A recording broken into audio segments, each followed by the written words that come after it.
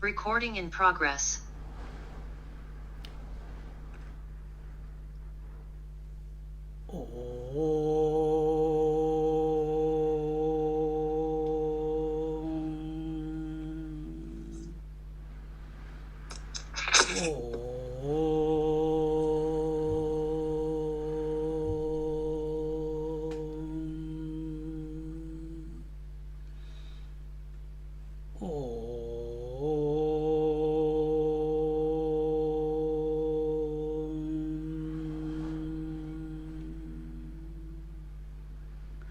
गुरुर्ब्रह्मा गुरुर्विष्णुः गुरुर्देवो महेश्वरः गुरुः साक्षात् परं ब्रह्म तस्मै श्री गुरवे नमः। तस्मै श्री गुरवे नमः। तस्मै श्री गुरवे नमः। पिछले सप्ताह हम देख रहे थे न च छ ज झ य की जगह उन्होंने न लिया है, और न से नन्ना नन्ना नारायण नौ बार संत हित लीन अवतारा, नौ बार रिपु को मार दास को जाय उबारा, नाना देही भरम की नर देही जो पाय, निर्मलता को जन्म है जिनको हर के चरण सोहाय, केवल राम भजो रे भाई, केवल राम भजो रे भाई, केवल राम भजो रे भाई, केवल राम भजो रे भाई। बिल्कुल वैसे ही मंगल भवन अमंगल हारी, द्रवहु सुदशरथ अजिर बिहारी। न से 9 बार श्री नारायण ने संतों के हित के लिए अवतार धारण किया। ये हमने पिछली बार आपको बताया था। मत्स्य, कच्छप, वराह, नरसिंह, वामन, परशुराम, राम, कृष्ण, बुद्ध, और कल की अवतार में भगवान हम सब के रूप में आए हैं। एक दूसरे को काटते जा रहे हैं, मारते जा रहे हैं, लड़ाई करते जा रहे हैं, आर्ग्यूमेंट करते जा रहे हैं। हद हो गई है। फिर 9 बार ही अवतार धारण करके धर्म के शत्रुओं का विनाश करके भक्तों का परित्राण किया। अभी कल ही हमने कहीं पढ़ा या सुना कि बद्रीनाथ धाम, जो मेरे साथ आए हैं जिन्होंने सुना है, तो ये कुछ पंथ के लोग ये बोलते हैं ये बद्रीउद्दीन मौलवी का स्थान है, जिसको हिंदुओं ने ले लिया और उसको बद्रीनारायण बना लिया। अरे बाबा, इसका कोई अंत नहीं है। इसके लिए कल की भगवान को अवतार लेना ही पड़ेगा। तो जब भी परित्राणाय साधूनाम विनाशाय च दुष्कृताम धर्म संस्थापनार्थाय संभवामि युगे युगे, ये भगवान की कमिटमेंट है कि जब भी साधुओं के ऊपर अत्याचार होगा, उनको बचाने के लिए, जो अत्याचार कर रहे हैं उनको मारने के लिए, फिर धर्म की संस्थापना करने के लिए मैं बार बार अवतरित हूँगा। और उन्होंने किया। हमारे पुराणों में अभी किसी ने हमारे को एक SMS भेजा कि Charles Darwin's evolution theory is based upon our 9 avatar जो हैं। Matsya is the fish, second comes the Kachhap. Kachhap is who is Kachhap? Kachhap is that which can live in water and on, और धरती पे भी रह सकता है। फिर वराह, वराह धरती पे रहता है। फिर वराह के बाद क्या आया? नरसिंह, आधा आदमी आधा जानवर। फिर उसके बाद वामन, बटू, मनुष्य बटू के रूप में।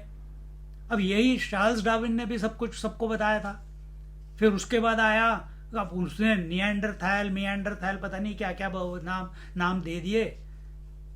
पर है तो यही ना, एवोल्यूशन थ्योरी क्या है, from from a single cellular organism the complexity has increased, और धीरे धीरे जो उच्च सबसे उसका जो बेस्ट स्पेसिमेन है वो ह्यूमन बीइंग है, आदमी है, औरत है, मनुष्य है। तो वही 9 अवतार जो हैं उसमें दिखाया है। अब जहां वो रुक गया उसके बाद हम आगे भी तो बढ़ गए। वो तो रुक गया मनुष्य पे। मनुष्य कौन था? मनुष्य थे राम, मर्यादा पुरुषोत्तम राम। तो पर वामन अवतार के बाद आए अपने परशुराम। परशुराम ब्राह्मण थे, लेकिन उनके अंदर रजस बहुत था, इसलिए 21 बार क्षत्रियों को मारा। तो वो अपना ब्राह्मण का धर्म भूल गए।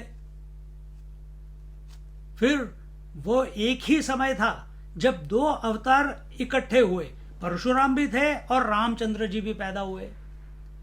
और रामचंद्र जी आए तब परशुराम जी से नारायण धनुष लेके फिर परशुराम जी को मंदराचल पर्वत भेज दिया। फिर वहां पे उन्होंने दत्तात्रेय भगवान से दीक्षा ली और फिर श्री विद्या की उपासना की, और फिर उनको जाके शांति मिली। देखो, और फिर रामचंद्र जी क्या थे? मनुष्य। उन्होंने अपने जीवन में कहीं पे भी लेश मात्र भी कहीं ये नहीं दिखाया कि मैं भगवान हूं। उन्होंने अपने जीवन में एग्जाम्पल बनते हुए सबको दिखाया, सिखाया कि सबसे कि भाई के आचरण कैसा होना चाहिए, बेटे का आचरण कैसा होना चाहिए, पति का आचरण कैसा होना चाहिए, राजा का आचरण कैसा होना चाहिए, अगर मैं शत्रु हूं तो शत्रु का आचरण कैसा होना चाहिए, विथ कंपैशन। कहीं उन्होंने ये नहीं दिखाया कि मैं भगवान हूं। पर कृष्ण भगवान के अवतार में, कृष्ण अवतार में पूर्ण अवतार मनुष्य के रूप में, पर सारी सिद्धि संपन्न। अब क्या दिन भर क्या नाचते ही रहोगे क्या? तो जब कृष्ण अवतार खत्म हो गया तो कृष्ण भगवान ने जो भी करना था उस समय की जरूरत थी वो किया, लेकिन किसी में लिप्त नहीं थे। रामचंद्र जी भी और सीता जी भी किसी में लिप्त नहीं थी, मतलब आसक्ति नहीं थी, अटैचमेंट नहीं थी। दोनों फुल्ली रियलाइज्ड थे जब उनकी शादी हुई। दोनों फुल्ली रियलाइज थे जब उनकी शादी हुई। दोनों को आत्मा साक्षात्कार हो गया था। रामचंद्र जी को हुआ जब योग वशिष्ठ उन्होंने सुनी। वशिष्ठ महाराज से 18,000 श्लोक उन्होंने उनको सिखाए गए, बताए गए। और सीता जी तो वैसे ही थी। और फिर ऐसे 2 उच्च श्रेणी के नर और नारी, राम और सीता इकट्ठे आते हैं। क्या जिनको आत्मा साक्षात्कार हो चुका है वो अपने अस्तित्व के बारे में सब कुछ जानते हैं। क्या ऐसे लोग कभी भी कुछ गलत कर सकते हैं? नहीं। देखो, फिर नेक्स्ट अवतार में आए अपने कृष्ण भगवान। कृष्ण भगवान बचपन से ही रामचंद्र ने जहां एक बार भी कोई सिद्धि नहीं दिखाई, कृष्ण भगवान ने पैदा होते ही सिद्धियां शुरू कर दी। इतने सारे राक्षस तो 12 साल के पहले 12 साल में इतने राक्षस मार दिए।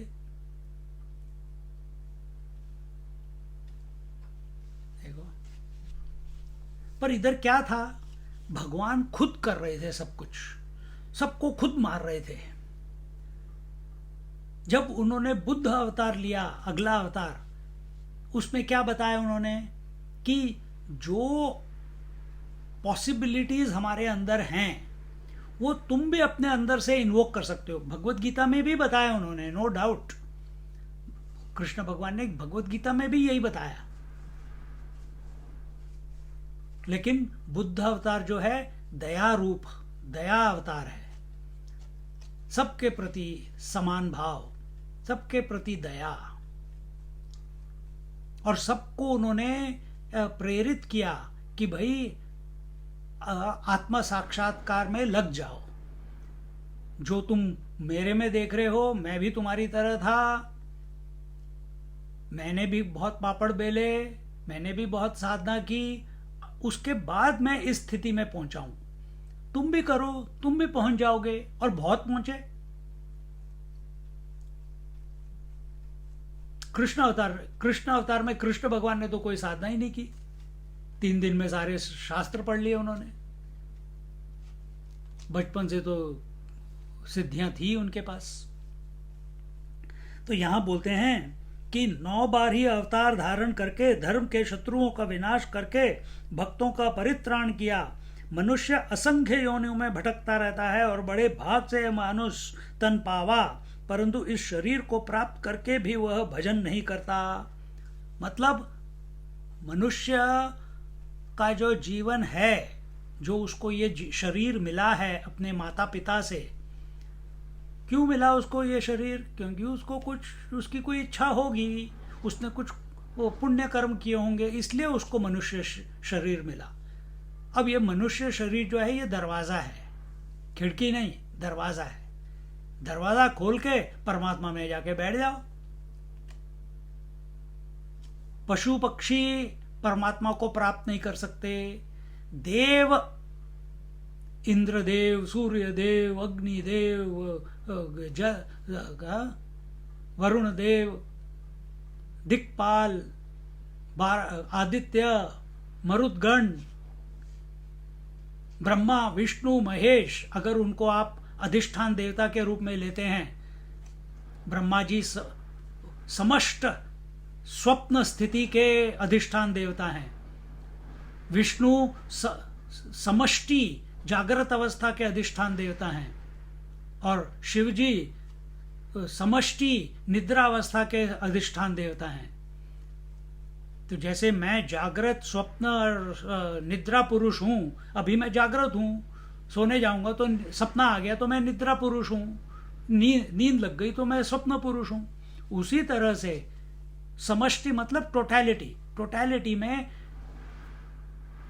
जागृत के लिए विष्णु, स्वप्न के लिए ब्रह्मा जी, और निद्रा के लिए शिव जी। ये सब अपने जॉब पोजीशन में लॉक्ड इन है। जैसे अभी हम घर में लॉक्ड इन थे, वैसे ये अपनी पोजीशन में जॉब लिग्ड है। सूर्य देवता ये नहीं बोल सकते यार मैं लाइट दे दे के थक गया, अब मैं चांद, I want to become a moon, और नहीं कर सकता। चांद नहीं कह सकता कि मैं चंद्रमा नहीं बोल सकते कि आज मेरा मूड है सूर्य बनने का। वाई? वो freedom of choice, individual right, I will do. मेरे को क्यों नहीं बन सकता? मैं नहीं बन सकता भाई। पृथ्वी नहीं कह सकती कि मेरे को सूर्य बनना है, नहीं बन सकती। सूर्य नहीं कह सकता कि मेरे को नारायण भगवान बनने हैं या मेरे को इंद्रदेव बनना है, नहीं बन सकता। इंद्र का भी अपना काम है, सूर्य का भी अपना काम है, आदित्यों का भी अपना काम है, मरुदगणों का भी अपना काम है। सब अपनी अपनी, सब देव अपनी अपनी जगह पे फिक्स्ड हैं अपने काम करने के लिए। वो अपनी जॉब एक्सचेंज नहीं कर सकते। सो देव लोग वो भी परमात्मा से एक नहीं हो सकते। पशु योनि वो भी परमात्मा से एक नहीं हो सकती। फिर कौन हो सकता है? ये दरवाजा सिर्फ मनुष्य योनि के लिए खुला है। भगवान को भी मनुष्य योनि में आके ही मोक्ष प्राप्त करना पड़ता है। अब 84 लाख योनियों के बाद तो तुम्हें जाके मनुष्य का जन्म मिला है, शरीर मिला है। अब इसको दारू पी के, ड्रग्स में जाके, तू मैं करके, कबड्डी खेल के, गद्दी पकड़ के, कमिटीज में फंस के, लोगों के बारे में बुरा भला कह के, पैसा इकट्ठा करके अपने रिश्तेदारों में फंसो मत। ये मनुष्य शरीर सिर्फ एक उद्देश्य से मिला है, और वो चॉइस, क्योंकि मनुष्य ही एक ऐसा जीव है जो विचार करके चूज कर सकता है कि मैं इस तरफ जाऊं क्या इस तरफ जाऊं। जानवरों में उनका इंस्टिंक्ट उनको ले जाता है, उनका विचार शक्ति नहीं है, इंस्टिंक्ट है, सिक्स सेंस। देखो, पर मनुष्य में हमें विचार करने की है, मैं क्या बोलने वाला हूं, किस शैली में बोलने वाला हूं, क्या शब्दों का मैं उपयोग करूंगा अगली बार जब बोलूंगा। ये सब मेरे पास चॉइस है। मैं बोलूं या ना बोलूं, इसके ऊपर भी मेरा चॉइस है।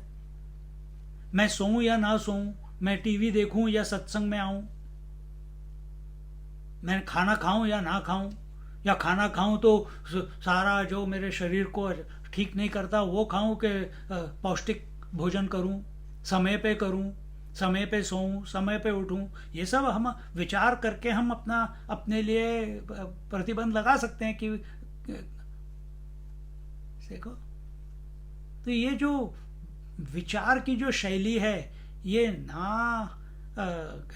विचार तो देव भी कर सकते हैं, लेकिन जो दरवाजा खोलने की बात है, मोक्ष का दरवाजा खोलने की बात है, वो सिर्फ मनुष्य जीवन में है। तो यहां बोलते हैं मानुष तन पावा, मानुष तन पावा,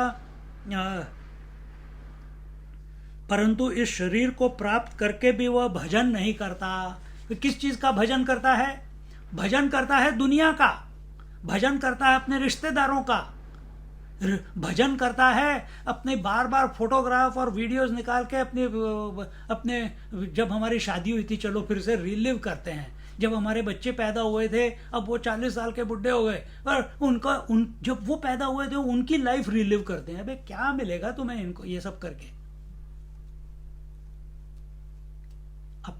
अपने लिए आप एक प्रॉब्लम क्रिएट कर रहे हो। क्या? You are intensifying your memories, और मेमोरी इंटेंसिफाई हो गई अपने रिश्तेदारों की, पैसे की, दुनिया की, तो अगले जन्म में फिर अगर पुण्य किया है, अगले जन्म में फिर मनुष्य जीवन। पर अगर पैसा तुम पैसे के पीछे गए हो और कोई पुण्य का काम नहीं किया, 100-200 इधर उधर दे दिए, 1000-2000 इधर उधर दे दिए, मंदिर में दे दिए, अनाथालय में दे दिए, हवन करवा दिए, पर मन में हमेशा यही लगा रहता है, हाय मेरे पैसे, हाय हाय क्या होगा, हाथ उंगलियों में से निकलना नहीं चाहिए। ऐसे लोग अगले जन्म में सांप बन के आते हैं।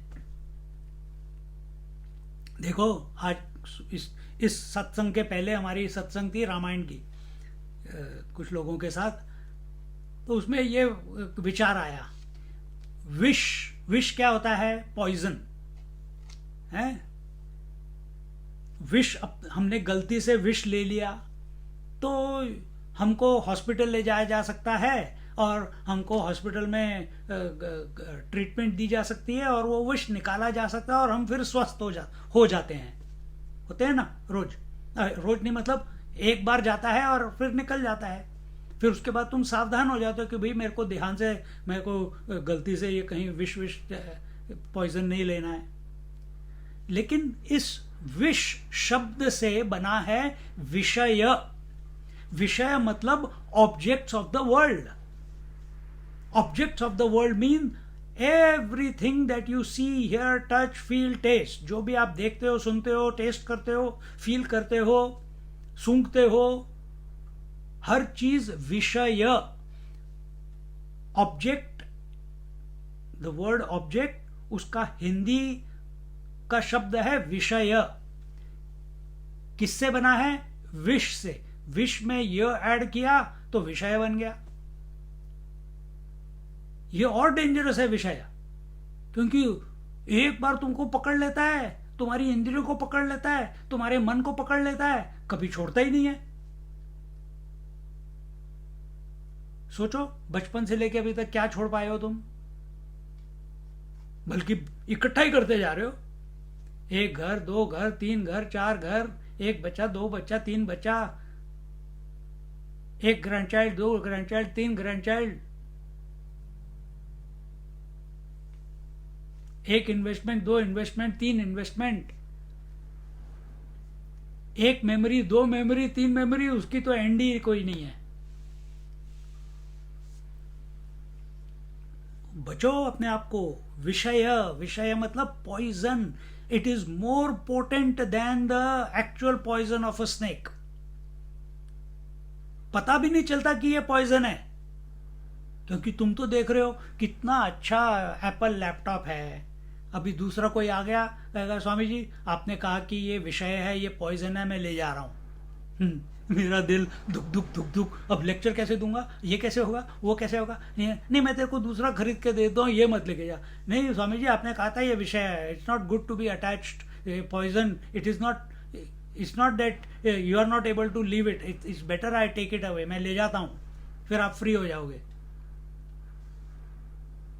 कि देखो कैसे, कोई कहे मैं आपका बच्चा ले जाता हूँ, कोई कहे मैं आपकी पत्नी ले जाता हूँ, कोई कहेगा कि मैं आपका घर ले जाता हूँ। कैसे फील होता है? इट्स अ फैंटास्टिक आइडिया,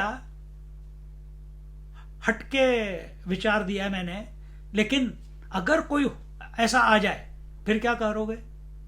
दोगे नहीं, क्योंकि आसक्ति है, हम अटैच्ड हैं। रोज रात को छूट जाता है, रोज रात को सोते समय जितना भी आपने इकट्ठा किया है, जिसके साथ भी आपकी अटैचमेंट है, सब छूट जाता है। ये शरीर भी छूट जाता है आपके दिमाग से, लेकिन उठते हो तो फिर पकड़ लेता है। ये है, इसमें से निकलना है भैया, इसमें से निकलना है। इसमें से नहीं निकले तो यहां बोलते हैं क्या, मानुष तन पावा परंतु इस शरीर को प्राप्त करके भी वह भजन नहीं करता। वास्तव में मनुष्य जन्म लेने का लाभ केवल प्रभु चरणों में अनुराग करके ही प्राप्त किया जा सकता है। सिर्फ प्रभु का नाम, एक बार प्रभु का नाम लेना शुरू करो तो एक जीवन में रस आ जाता है। वो टेप रिकॉर्डर लगा के नहीं, जैसे मैंने पिछली बार बताया था, अपने मुख से, अपने मुख से भगवान का नाम लेना है। अभी मैं इधर कौन कौन है, अच्छा एक ही है। मैं एक और स्टोरी बताया तो, जो मैंने पहले बताई थी पिछले सत्संग में। एक इस्कॉन के, इस्कॉन तो आपको पता ही है, हरे कृष्णा मूवमेंट, प्रभुपाद जी ने जो शुरू किया था। एक बार एक अमेरिका में एक ड्रग डीलर था, और ड्रग डीलर को पुलिस ने देखा, उसको लोकेट किया और उसके पीछे पड़ गए, और ये भाग रहा है और पुलिस पीछे पीछे। भागते भागते भागते वो थक गया, अब क्या करूं, कहाँ छुपूं कहीं, और वो पीछे दिख रहे हैं उसको, आ रहे हैं उसके पास पास, और वो एकदम से ये हरे कृष्णा की जो मंडली रास्ते पे, हरे राम राम राम हरे हरे, हरे कृष्ण कृष्ण कृष्ण हरे हरे, वो जंप कर करके डांस कर रहे थे। ये उनके अंदर घुस गया और ये भी डांस करने लग गया।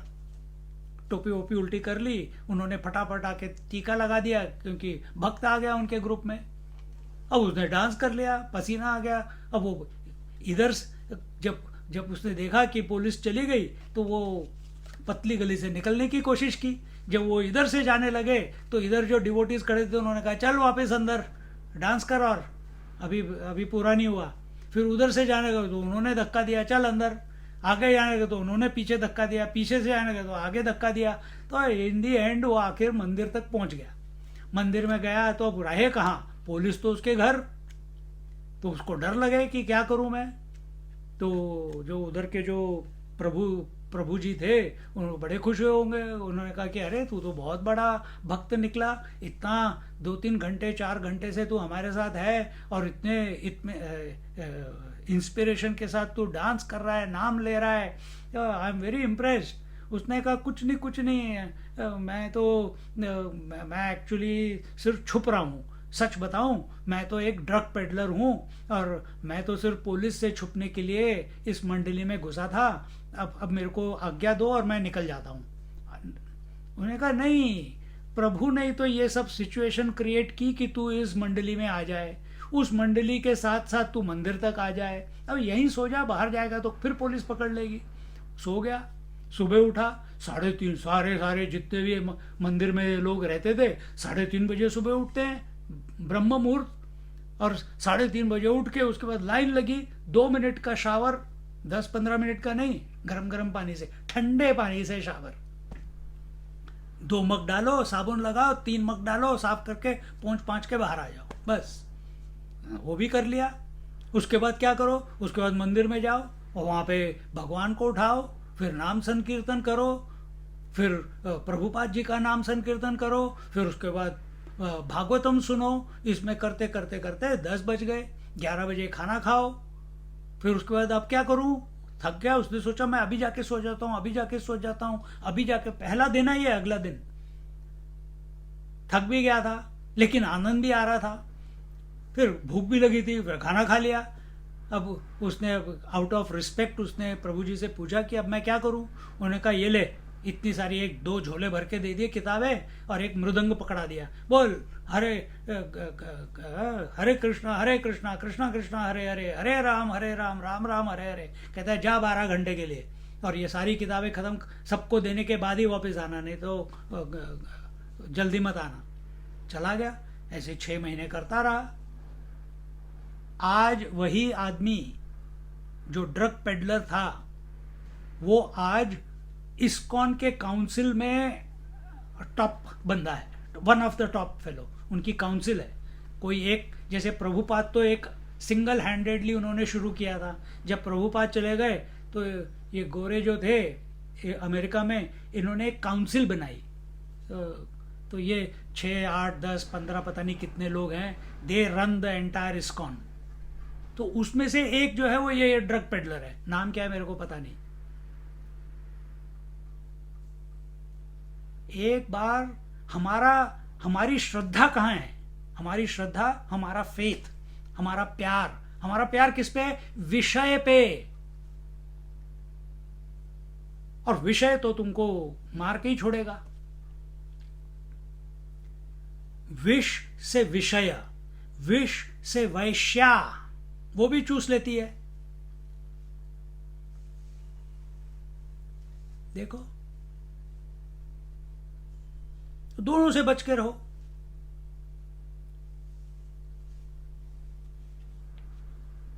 फिर हमारे को अपना प्यार, अपनी श्रद्धा किसके प्रति रखनी चाहिए? हमें रखनी चाहिए प्रभु श्री राम, भगवान के प्रति रखनी चाहिए, ना कि विषय के प्रति। और इस प्रकार बोलते हैं कि केवल प्रभु चरणों से में अनुराग करके ही प्राप्त किया जा सकता है। भगवान श्री कृष्ण ने अर्जुन को भी ज्ञान तभी दिया जब अर्जुन ने कहा कि क्या बोला,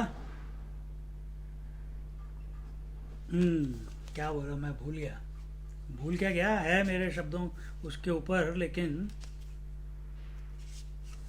क्या बोला, कार्पण्य दोषोपहत स्वभाव पृच्छामि त्वां धर्म सम्मूढ़ चेता यत् श्रेय स्यात् निश्चितं ब्रूहि तन्मे शिष्यस्तेहं शाधि मां त्वां प्रपन्नम। मुझे मेरे लिए जो सबसे श्रेष्ठ है वो मुझे बतलाइए। ओ कृष्ण, क्यों बतलाइए? क्योंकि मैं शिष्यस्तेहं शाधि मां त्वां प्रपन्नम, क्योंकि मैं आपका शिष्य हूं पहला, और दूसरा मैं आपका भक्त हूं, मैं आपके चरणों में शरणागति लेके बैठा हूं।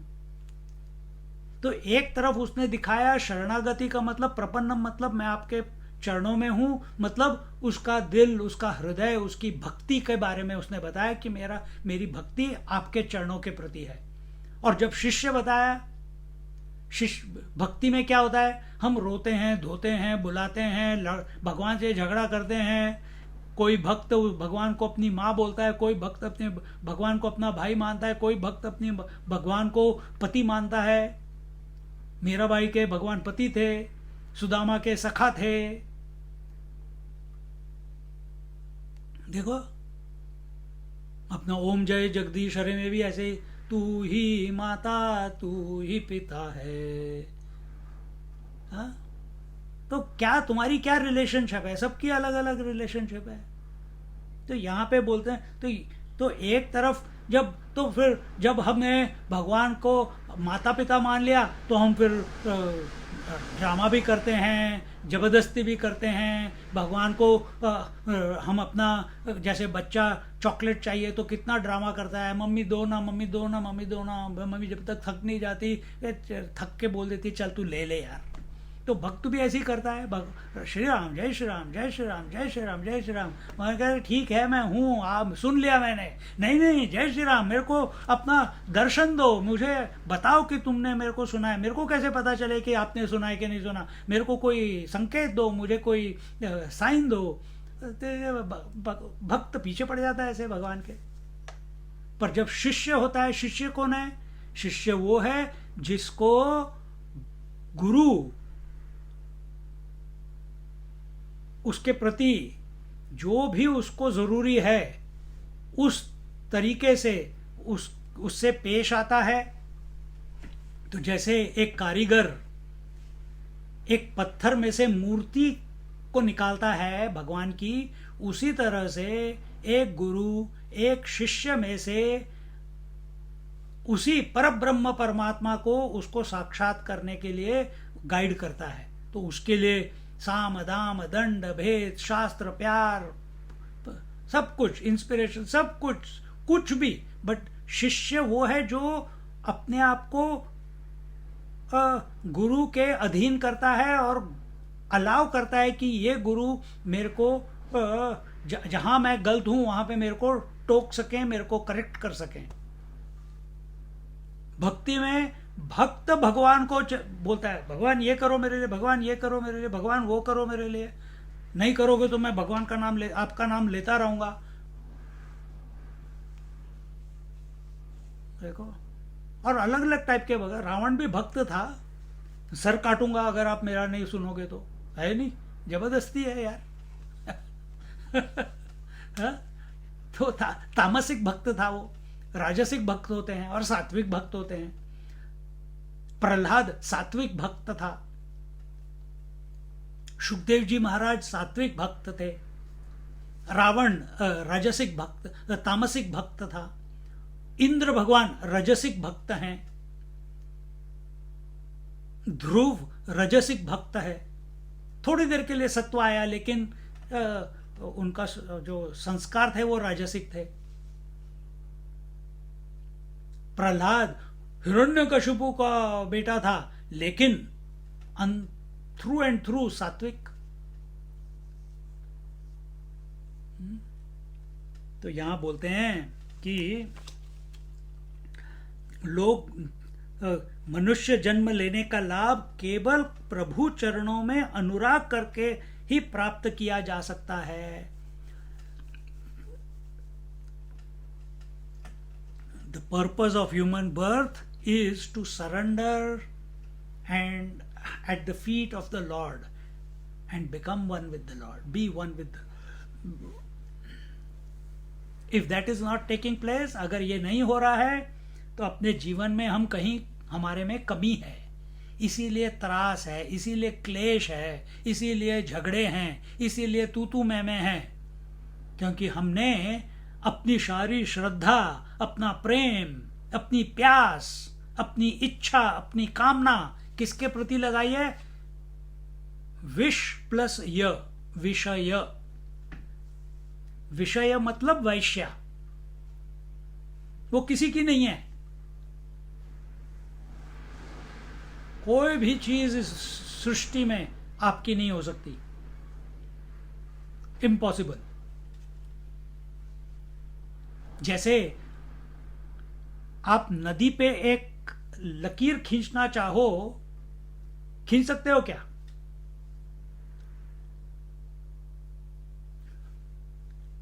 क्योंकि पानी तो चलता जा रहा है। उसी तरह से ये सृष्टि, ये जितने भी शब्द स्पर्श रूप रस गंध सब बदलते जा रहे हैं, बदलते जा रहे हैं। आप किसी को पकड़ नहीं सकते, आप अपने शरीर को नहीं पकड़ सकते, बुढ़े हो रहे हो अभी।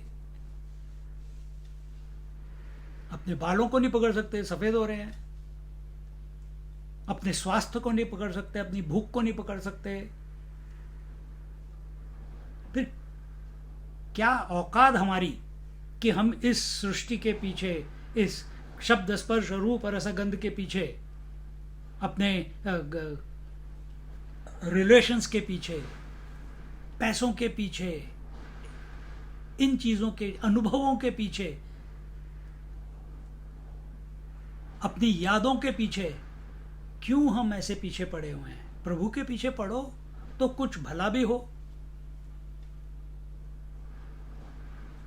देखो, वास्तव में उसी मनुष्य का जन्म लेना सार्थक है जो हरि चरणों से अनुराग करके श्री राम का भजन करता है। और अगर इस जीवन में आपने ये अनुराग प्राप्त नहीं किया, राग मतलब अटैचमेंट, बोलते हैं ना राग द्वेष, राग मतलब अटैचमेंट। हमारा अटैचमेंट वर्ल्ड की तरफ है, ऑब्जेक्ट्स की तरफ है, विषय की तरफ है। प्रभु बोल रहे हैं, तुम जिन्होंने मलुकदास जी बोल रहे हैं कि हमारे मन का जो राग है, राग नहीं अनुराग, डीप अटैचमेंट किसकी तरफ होना चाहिए? प्रभु के चरणों की तरफ होना चाहिए। तो हमारा जीवन सार्थक हुआ। नहीं तो अगले जन्म में प्रभु अपनी गलती सुधार देंगे, फिर कहां डालेंगे? किसी भी योनि में डाल देंगे, किसी भी योनि में डाल देंगे। इसकी भी एक साइंस है, आपकी किस में अटैचमेंट है। अगर आपकी अटैचमेंट आपकी वाइफ में है तो अगले जन्म में आपका जीवन, आपका शरीर औरत का होगा। अगर आपकी अटैचमेंट आपके पति में है तो अगले जन्म में आपका मेल बॉडी मिलेगी, अगर पुण्य किए हैं तो यही है कि इस जन्म में इस बार पति आदमी है और तो आप पत्नी हो, अगले जन्म में चेंज हो जाएगा, वो तुम पति हो जाओगे, वो पत्नी हो जाएगा, बदला ले लेना। फिर उसके बाद फिर अगला बदला, 7 जन्मों तक चलता रहेगा। फिर उसके बाद फिर साइकिल फिर शुरू हो जाती है, और क्या।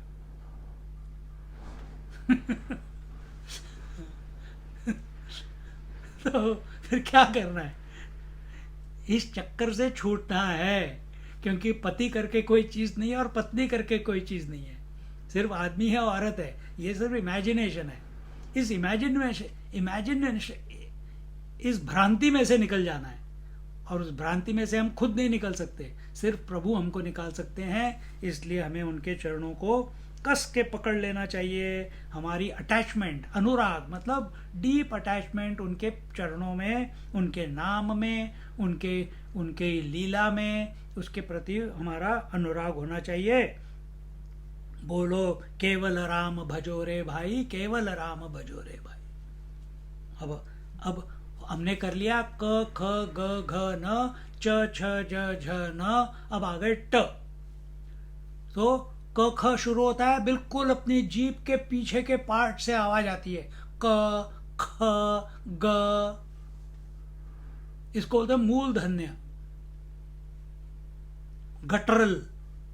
फिर आता है च छ, ये होता है पलेटल। फिर आता है सेरिब्रल, ये दांत के पीछे जो ऊपर का पार्ट है, ट ठ ड ढ ण। तो अब ट से शुरू करने वाले हैं। क्या बोलते हैं? ट से टट्टा।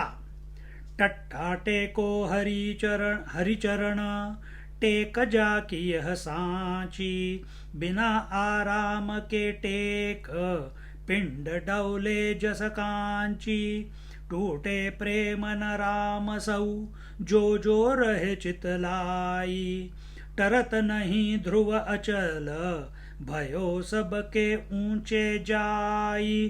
केवल राम भजो रे भाई, केवल राम भजो रे भाई, केवल राम भजो रे भाई, केवल राम भजो रे भाई। ट से टट्टा, टेको हरि चरण। टेकना मतलब क्या? अभी मैं यहाँ पे बैठा हूँ कुर्सी पे, मैंने इसका जो आर्म रेस्ट है इसके ऊपर अपने आप को टेक लिया। हम अभी ये जो पीछे कुर्सी का पीछे का जो पार्ट है इसको हमने टेक लिया। बिस्तर पे आप लोग बैठे हो तो पीछे कुशन रख के आपने कुशन पे अपने पीठ को टेक दिया। टेक मतलब सहारा ले लिया। तो अगर सहारा लेना है बच्चों तो लो हरिचरण का। टेको हरिचरण, टेक जा की यह सांची।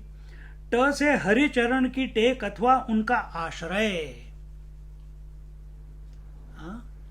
उनका आश्रय। हम किसका आश्रय लेते हैं? बच्चा किसका आश्रय लेता है? माँ बाप का। स्कूल में तुम किसका आश्रय लेते हो? जो टीचर तुमको पसंद करता है या करती है, या तुम्हें जिसमें भक्ति है कि वो तुम्हारे प्रति सद्भावना है उनकी।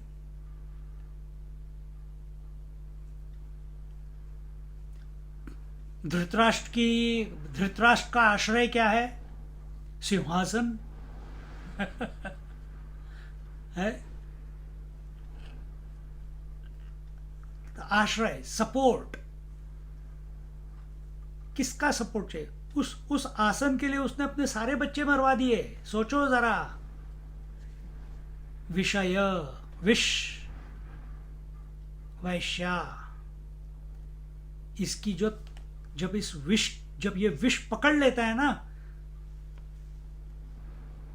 तुम उस धृतराष्ट्र उस कुर्सी को पकड़ रखने के लिए कि मैं राजा बना रहूं, उसके लिए उसने he was ready to get his 100 sons killed.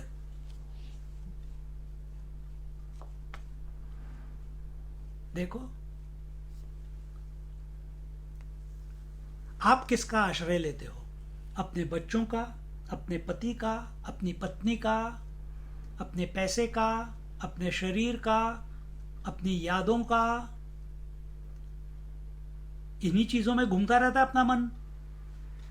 List तो काफी लंबी है, मैं इतना ही बोलूंगा, बाकी आप ऐड कर लेना। हाँ भाई, सहारा लेना है, आश्रय सहारा लेना है तो विष का क्यों लेते हो? विष से विषय, विष से वैश्या, इसका क्यों लेते हो? लेना है तो प्रभु का लो। प्रभु कोई विषय थोड़ी ना है जो आता है चला जाता है। प्रभु तो स्थायी है, दृढ़, कभी ना जाने वाला, कभी ना मिटने वाला। वो प्रभु का स्वरूप है। प्रभु को पकड़ लो। तो यहां बोलते हैं ट से हरि चरण की टेक अथवा उनका आश्रय। श्री हरि के चरण कमल का दृढ़ आश्रय लेना चाहिए, क्योंकि संसार के सभी सहारे झूठे हैं। एक श्री हरि का आश्रय ही सच्चा है, क्योंकि वे अशरण शरण हैं। देखो, जिसकी कोई शरण नहीं है, जिसका कोई नहीं है, उसके प्रभु हैं। सुदामा का कोई नहीं था, गया प्रभु के पास, प्रभु ने माला माल कर दिया। देखो, पांडवों के पास कुछ नहीं था, सब कुछ छीन लिया था दुर्योधन ने, गए प्रभु के पास। और प्रभु के पास बाकी नहीं गए, युधिष्ठिर को पता था कि उसको इंक्लिंग था, उसको एक अंदर से भान था कि ये कृष्ण असाधारण पुरुष है, क्योंकि युधिष्ठिर धर्मात्मा थे, धर्म के प्रति उनकी निष्ठा थी। बाकी भाइयों की भी धर्म के प्रति निष्ठा थी, लेकिन भीम गुस्से वाला था, इमोशनल बहुत था। अर्जुन रोली पोली था, कभी इधर कभी उधर। और जो दो नकुल सहदेव थे वो कहते थे हमको कोई डिसीजन लेने की जरूरत नहीं, क्योंकि हम तो सबसे छोटे हैं, जो युधिष्ठिर डिसीजन निश्चय करेंगे वही हम फॉलो करेंगे। वेरी वाइज तो उसी तरह से तुम भी बन जाओ। युधिष्ठिर क्या कहता था, जो कृष्ण बोलेंगे वो हम करेंगे। नकुल सहदेव बोलते थे जो युधिष्ठिर बोलेंगे वो हम करेंगे। युधिष्ठिर बोलते थे जो कृष्ण बोलेंगे वो हम करेंगे।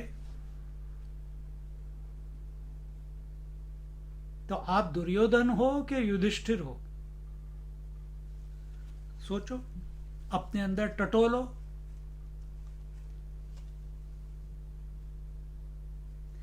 यहां पे हम आपको गिल्टी फील करने के लिए नहीं बोल रहे ये सब कुछ। ये हम इसलिए बोल रहे हैं, ये सब उदाहरण हम इसलिए दे रहे हैं कि भाई जागो, जागो। ये मनुष्य जीवन किस उद्देश्य से आपको मिला है, उसकी पूर्ति करो। जागो, भटको मत।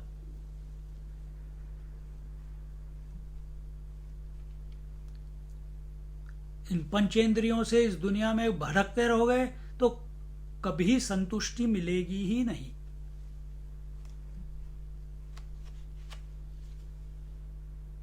इंद्रियों को संयम में रखो, मन को संयम में रखो, प्रभु का नाम अपने मुख में रखो और प्रभु के चरण पकड़ के बैठ जाओ। रोज सुबह 5 मिनट, 10 मिनट, आधा घंटा, जितना प्रभु चाहे, अपनी मर्जी से नहीं, जितना प्रभु चाहे।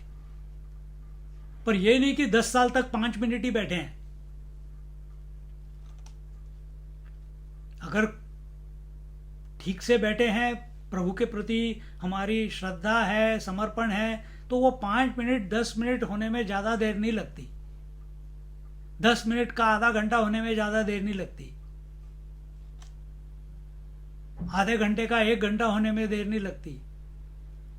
या 10 मिनट 10 बार दिन में बार बार प्रभु बुलाते हैं, आजा यार, कहाँ दुनिया में, कहाँ विषयों में घूम भटक रहा है, मेरे पास आजा।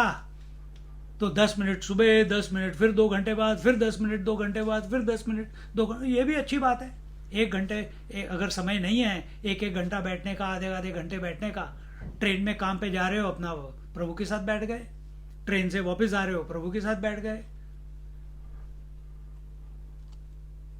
जहां समय मिला प्रभु के साथ अपना तार जोड़ दिया। वॉकिंग के लिए गए, प्रभु के साथ बैठ गए। आश्रय ले लिया, उनका आश्रय कैसे लेते हैं? उनका चिंतन करके, अपने मन में सिर्फ प्रभु का नाम रहे।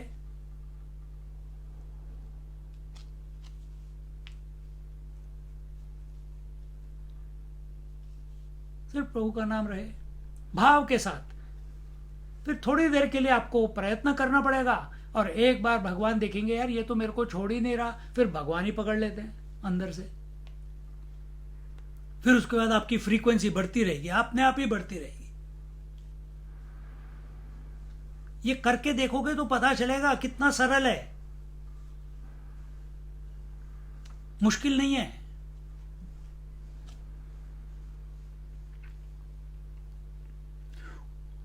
और आश्रय ही सच्चा है, क्योंकि वे अशरण शरण है, जिसको कहीं पे भी गवर्नमेंट कुछ नहीं देती, लोग कुछ नहीं देते, भक्त लोग कुछ नहीं देते। मंदिरों में जाता है, वहां पे भी भिक्षा नहीं मिलती। भंडारे में जाता है तो फटे हुए कपड़े देख के वहां से भी उसको भगा देते हैं। उसके लिए कौन है? उसको कौन आश्रय देगा? फिर उसके लिए भगवान आश्रय देते हैं। मैं को याद दिलाना, कभी किसी को पढ़ना है तो मैं किताब मैं दिनेश को भेज सकता हूँ। इंग्लिश में है इन क्वेस्ट ऑफ गॉड। पापा रामदास थे अपने इंडिया में, मैंगलोर के नीचे कांजनगाड़ करके जगह है। उनके 2 बच्चे थे, और जब वो एक भगवान की भक्ति करते थे, और भगवान की भक्ति करते करते एक समय ऐसा आया कि उनको इतनी विरक्ति हो गई कि उन्होंने कहा चलो भाई मैं जाता हूँ। अभी मेरे से एक दिन डिसाइड कर लिया, 3 रुपए जेब में डाले, बाकी सब अपनी पत्नी के लिए एक चिट्ठी विट्ठी लिख दी, और अपनी जप माला ली, और एक किताब उनके पास, उनको जो पढ़ते थे वो ले ली, और एक झोले में डाला, और घर से हमेशा के लिए निकल पड़े। हमेशा के लिए निकल पड़े। और जैसे ही निकल रहे थे, सुबह सुबह 3 साढ़े 3 बजे दरवाजे के पास पहुंचे ही थे, उनके पिताजी आ गए रास्ते में। ये नहीं बोला बेटा कहाँ जा रहा है, ये नहीं बोला। ऐसे भी पिता मिलने चाहिए, सौभाग्य होगा। बोला बेटा अब तूने निश्चय कर लिया है कि तेरे को जाना है प्रभु की खोज में, अपनी खोज में, प्रभु के चरण में, तो मैं तेरे को कुछ दे तो सकता नहीं, पर तेरे को मैं ये दे देता हूँ। क्या दिया? ओम श्री राम जय जय राम, ये मंत्र दिया और दरवाजा खोल दिया अपने बेटे के लिए। जा। पापा रामदास, कुछ लोग मेरे साथ आए हैं वहां पे। पापा रामदास बोलते हैं कि प्रभु आपकी कृपा इतनी है, मैंने तो अभी सिर्फ निश्चय किया, घर के बाहर भी निकला नहीं, आपने मेरे को मंत्र दे दिया। 9 साल वो भटकते रहे पूरी दुनिया में, पूरे भारत में, पर कहीं एक दिन भी उन्होंने भिक्षा नहीं मांगी। उन्होंने कहा अगर प्रभु को चाहिए तो वो मेरे को खिलाएगा, अगर प्रभु को चाहिए तो वो मुझे नहीं खिलाएगा। 9 साल उन्होंने एक बार भी किसी के सामने हाथ नहीं बढ़ाया कि मेरे को खाना दो, पैसे जेब में कुछ नहीं। एक बार ट्रेन में जा रहे थे और ट्रेन में हम अशरण, यहाँ पे लिखा है ना, अशरण शरण है, उसकी बात कर रहे हैं, जिसका कोई नहीं है उसके प्रभु श्री राम है।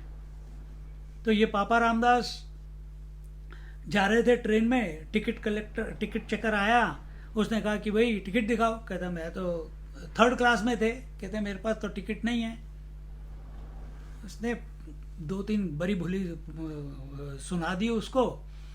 फिर उसको बोला कि आ जाते हैं साधु का वेश डाल के, ये वो, और अगला छोटा सा स्टेशन कहीं रास्ते में चेन खींच दी सीधे। पुलिस को फोन किया, उनकी जीप आई, ले जाओ इस साधु को, जेल में डालो, बिना टिकट के जा रहा है। ले गए, जेल में गए। जेल में तो बिस्तर भी था, यहाँ पे तो टॉयलेट के बाहर वो जो होता है ना, इंडियन ट्रेन में देखा होगा तुमने, सीट पे तो बैठ नहीं सकते क्योंकि सब ऑक्यूपाइड थी। ये जो एंट्री होती है वहां पे टॉयलेट होता है, बेसिन होता है, सब कुछ होता है, वहां पे बैठे हुए थे। जेल में गए तो वहां पे बिस्तर भी मिल गया, कंबल भी मिल गया, चादर भी मिल गई, पानी भी मिल गया, खाना भी मिल गया, भोजन भी मिल गया। कितने बजे? ये सुबह 2 बजे। तो पुलिस वाले ने धक्का वक्का मार के उसको जेल में डाला। तू साधु तूने खाना खाया क्या? डांटा वांटा। उसने कहा नहीं, दे दिया खाना खा लिया। रात भर अच्छी नींद हो गई। सुबह उठे, सब इंस्पेक्टर आया, कौन है भाई, किसको डाला ये अंदर? और उस सब इंस्पेक्टर ने या इंस्पेक्टर ने जब उसको देखा तो उसकी एकदम श्रद्धा हो गई। अरे इस साधु को जेल में क्यों डाला? सर ये बिना टिकट के जा रहा था तो टिकट चेकर ने बोल दिया। और पापा रामदास के मन में क्या चल रहा है?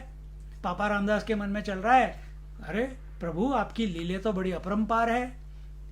मैं तो ट्रेन में जा रहा था, मैं तो आपका भजन कर रहा था, आपने ट्रेन रुकवा दी, आपने जेल में भिजवा दिया, आपने बिस्तर दिलवा दिया, आपने शाम का भोजन नहीं हुआ था वो करवा दिया। अगले दिन सुबह इंस्पेक्टर आया, उसने कहा कि अरे इसको निकालो, इसको फ्री छोड़ो। साधु बाबा आप फ्री हो, कहाँ जाना था आपको? तो पापा राम ने कहा कहाँ भेजना चाहते हो मुझे?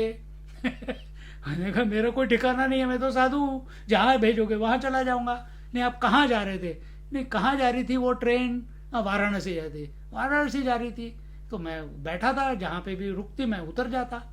अच्छा, तो इंस्पेक्टर ने अपने पैसे से टिकट खरीद के उनको 2nd क्लास का टिकट दे दिया और फिर कहा ये पैसे रख लो। उन्होंने कहा पैसे तो मैं लूँगा नहीं। उन्होंने कहा साधु बाबा कुछ रास्ते में खाने के लिए केले तो ले लो। अच्छा मैं 2 ले लेता हूँ, एक अपने लिए और एक किसी और को दे दूंगा। 2 केले लेके निकल गए। कहते प्रभु देखो कैसे भगवान सब कुछ। हमको इसकी इच्छा नहीं करनी चाहिए कि प्रभु हमारे लिए, हमारे विषयों को हमारे लिए कन्वीनियंट बना दे। पापा रामदास की कोई इच्छा नहीं थी, पर जो उनको जरूरत नेचर, प्रकृति, प्राकृतिक तरीके से जो उनके शरीर को जरूरत थी वो अपने आप भगवान राम अपनी लीला से उनको दिलवा रहे थे।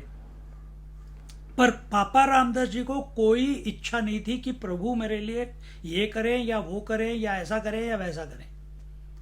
तो ये कोई ट्रांजैक्शनल नहीं है कि मैं प्रभु का नाम लूंगा तो प्रभु मेरे लिए मेरे को लॉटरी टिकट नंबर देंगे, मैं प्रभु का नाम 1 लाख बार लूंगा तो प्रभु मेरे को अच्छी बीवी दे देंगे, मैं 1 लाख और करूंगा तो मेरी बीवी मेरे को सुनने लगेगी, फिर मैं 1 लाख और बात करूंगा तो मेरी बीवी मेरे को डांटना कम करेगी, फिर मैं 1 लाख और इसका कोई एंड नहीं है। ये ट्रांजैक्शनल नहीं है, ये वन वे है। यहाँ पे कोई MOU नहीं है, मेमोरेंडम ऑफ अंडरस्टैंडिंग, कि भगवान आप तो सर्वशक्तिमान हैं और मैं तो अल्प शक्तिमान हूँ, मैं तो टीनी मीनी है, मैं तो छोटा सा एक मनुष्य, आप तो ईश्वर हो, आपकी तो कोई इच्छा ही नहीं हो कि आप तो सर्वव्यापी हो, आप ही हो सब कुछ। पर मैं तो एक जीव हूं ना, मेरे मन में तो इतनी सारी इच्छाएं हैं, पर प्रभु मैं आपकी भजन कर रहा हूं, चलो एक MOU साइन कर लेते हैं, मेरी इच्छाएं और आपका बल। तो मैं अपनी इच्छा प्रकट करता हूं और अपने बल से आप मेरी इच्छाएं सेटिस्फाई करती जाओ।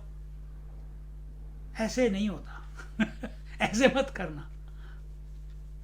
पापा रामदास ऐसे नहीं थे। पापा रामदास थे वैरागी, बिना उनको प्रभु श्री राम से किंचित भी कुछ नहीं चाहिए था,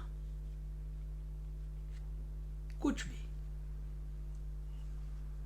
तब जाके प्रभु की भक्ति फलित होती है उनकी मर्जी से। उनको प्रभु को क्या चाहिए कि ये भक्त खाली होके मेरे पास आए तो मैं इसको भरपूर क्या देंगे, वो अपने आप को ही देते हैं, वही तो भरपूर हैं, उनका स्वरूप ही भरपूर है, वही तो सब कुछ है। ये मत सोचना कि वो पूरी सृष्टि दे देंगे तुमको राजा, अगर इच्छा करोगे तो वो कर भी देंगे, पर उसके साथ कॉन्सिक्वेंसेस उसके आते हैं। पर अपने आप को खाली करो, खाली करो, जप करने का, शरणागति लेने का, चरणों को पकड़ के रखने का, चरणारविंद के दर्शन करने का।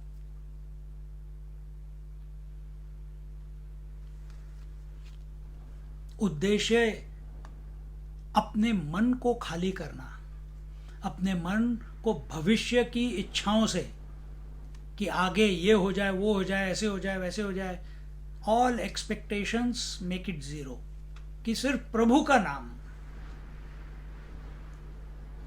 And no guilt of the past, कोई जो हमने गलतियां की हैं जीवन में, बचपन में, टीनेज में, यूथ में, कल किसी को बुरा भला कह दिया हो, किसी को डांट दिया हो, तो अंदर से वो एक अनकंफर्टेबलनेस रहती है अंदर, ग्लानी, गिल्ट, ये दोनों खाली हो जाए। ना कोई ग्लानी, ना कोई आकांक्षा फ्यूचर के बारे में, भविष्य के बारे में। मन शुद्ध हो जाए। और प्रभु को यही चाहिए कि शुद्ध मन, जैसे जैसे अपना मन शुद्ध होता रहता है वैसे वैसे भक्त का स्तर प्रभु की नजरों में बढ़ता जाता है।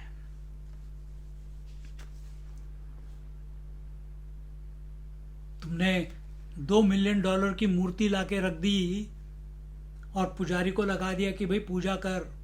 भगवान की आंखों में आप अगर अपने आप को भक्त बोलते हो तो आपका स्तर उस पुजारी से भी नीचे है। क्यों?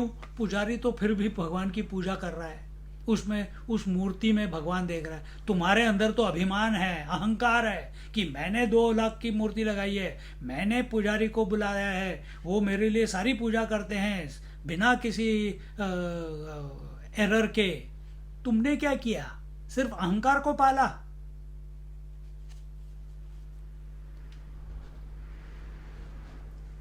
तो प्रभु जो है ये जिसका कोई नहीं उसके प्रभु श्री राम हैं। उनकी शरण में न जाने पर व्यक्ति का मन शरीर सदा डोलायमान रहता है, चंचल रहता है। जैसे पीपल का पत्ता हवा से जरा से झोंके से कांप उठता है, उसी प्रकार संशय के झोंके व्यक्ति के मन को सदा ही अस्थिर रखते हैं। आज आप देख लो, आज की जो पृथ्वी है, संसार जो हमारा चल रहा है, अर्थ अपना जो प्लैनेट है, कोविड की वेव लगी हुई है, पैंडेमिक चल रहा है। क्या आप डिप्रेस्ड हैं? क्या आप परेशान हैं? क्या आप चिड़चिड़े हो गए हैं? क्या न्यूज़ सुन के आपको डर लगता है? क्या दुकानों में जाके आपको डर लगता है? क्या कोई आपको छू ले मार्केट में तो आपको डर लगता है, जिसने मास्क ना पहना हो? क्या आप डर के घर से बाहर ही नहीं निकलते, इस डर से कि कहीं कोविड हमको ना पकड़ ले? क्या आप दिन भर सिर्फ कोविड की चिंता करते रहते हो? जब कोई फोन पे बात करता है उससे सिर्फ कोविड की बात करते हो? ये अस्थिरता है। आप डर गए हो, आपके अंदर डाउट आ गया, संशय, डाउट। क्या डाउट आ गया? कहीं अगला पेशेंट मैं ना बन जाऊं, कहीं अगला कोविड पेशेंट मैं ना बन जाऊं।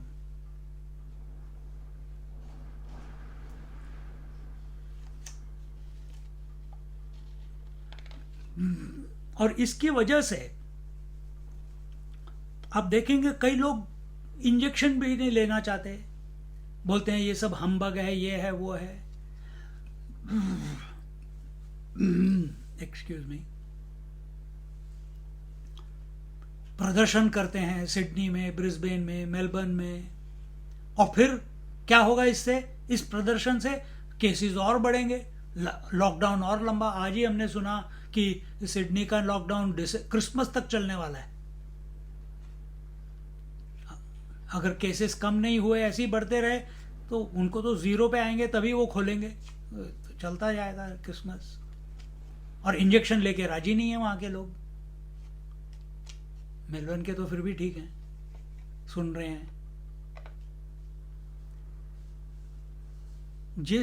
जो सत्संगी है, जो प्रभु का नाम रोज ले रहा है, जिसने प्रभु का आश्रय लिया हुआ है, जप करता है, भजन करता है, पूजा करता है, ध्यान करता है प्रभु के ऊपर, प्रभु के चरणों पे, ऐसा व्यक्ति, ऐसा भक्त कभी भी विचलित नहीं हो सकता, विचलित, अस्थिर नहीं हो सकता, अस्थिर नहीं हो सकता। उसके अंदर डर नहीं हो सकता।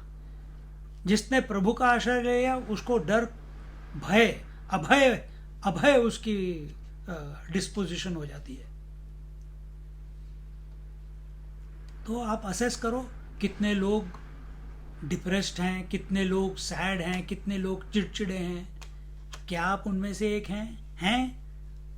तो अपना दृष्टिकोण बदलो, विषय वैश्या के पीछे मत जाओ, प्रभु के चरणों को पकड़ो, क्योंकि वही इस विष का सफाया कर सकते हैं, वही इस विषय की आसक्ति को दूर कर सकते हैं, वही हमारे अंदर की जो कामना है उसको हटा सकते हैं।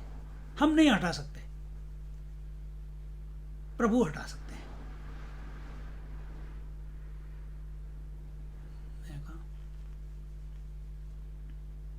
तो अपने अंदर सत्संग आप अगर सुन रहे हो, सत्संग इसीलिए सुनी जाती है कि हमारे अंदर परिवर्तन हो जाए, कि हमारे अंदर जो रॉन्ग नोशंस हैं उनको रिप्लेस कर दिया जाए विद गुड नोशंस।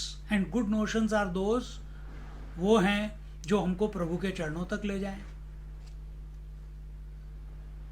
लोग सत्संग क्यों नहीं सुनना चाहते?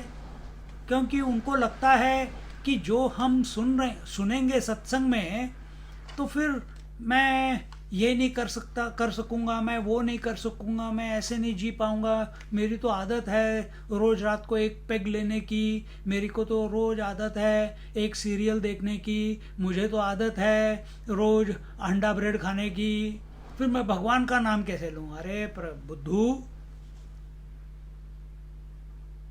भगवान का नाम लेना तो शुरू करो, फिर लीला देखो, फिर मजा देखो। अब लिया नहीं है अभी तक नाम, पर फिर अच्छा आप तो ऐसे बोल रहे हैं कि छूट जाएगा। हाँ, छूट जाएगा। फिर इनकी दूसरी टेंशन, अब मैं भगवान का नाम लूंगा तो मेरे को अंडा खाने को नहीं मिलेगा, फिर मेरे को दारू पीने को नहीं मिलेगी, फिर मेरे को टीवी देखने को नहीं मिलेगा, फिर जीने का मजा क्या है? तो व्हाट इज द कैजुअलिटी? भगवान का नाम इज द कैजुअलिटी। घूम फिर के भगवान को ही हम, जैसे जीसस को सूली पे चढ़ा दिया था, भगवान को सूली पे चढ़ा देते।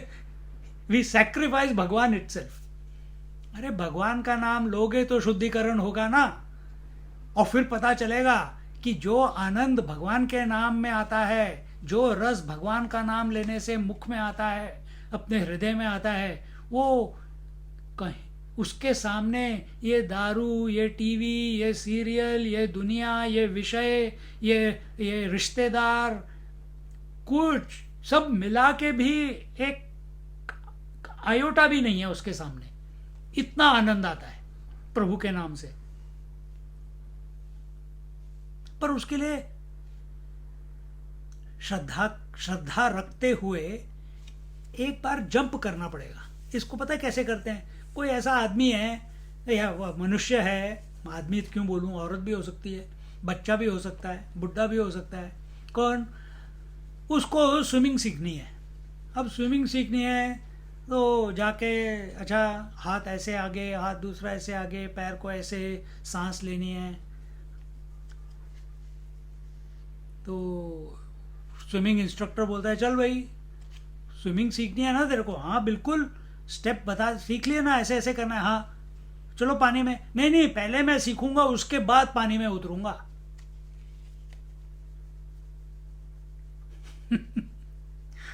क्या ये पॉसिबल है कि तुम पहले स्विमिंग सीखो और फिर पानी में उतरो?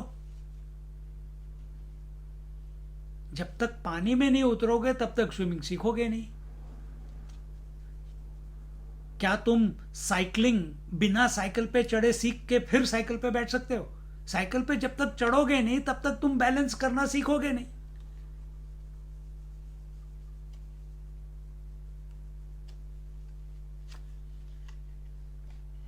उसी तरह से जब तक हम प्रभु का नाम लेंगे नहीं तब तक हमें उसका महात्म्य, उसकी ग्रेटनेस, उसका रस, उसका प्रभाव, उसकी पोटेंसी, प्रभु की कृपा, प्रभु का आशीर्वाद, इन सब से हम अलग रहेंगे, हमको पता ही नहीं चलेगा। क्यों? मेरा अंडा, मेरा पेग।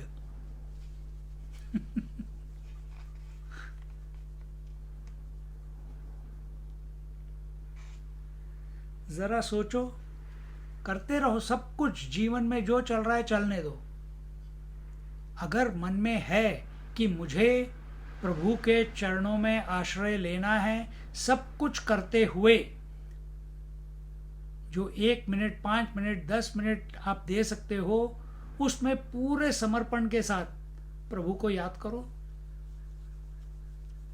फिर मन में ये डाउट भी नहीं आएगा, मन में ये डाउट भी नहीं आएगा कि कुछ छूट गया। तुम्हें पता भी नहीं चलेगा कि छूट गया सब कुछ।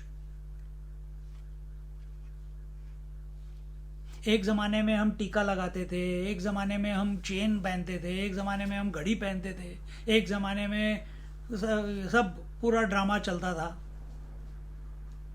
एक दिन सब छूट गया। फिर किसी ने बोला, स्वामी जी आपने टीका नहीं लगाया। मैंने कहा पता नहीं यार, बहुत दिनों से नहीं लगाया। मैंने तो बहुत दिनों से नहीं लगाया। तुम तो आज पूछ रहे हो। कल ही किसी ने, आज ही किसी कोई आया था मेरा फ्रेंड, कहता है स्वामी जी अब आप एप्पल वॉच ले लो, एप्पल वॉच से आप अपना फ़ोन रिकॉर्डिंग कंट्रोल कर सकते हो। मैंने कहा मेरे पास वो है, वो स्टैंड के साथ एक रिकॉर्ड आया था रिमोट कंट्रोल। कहता नहीं you should be up to date. मैंने कहा यार मैंने पिछले 22 साल, कितने 20 साल से मैंने कोई घड़ी पहनी ही नहीं है।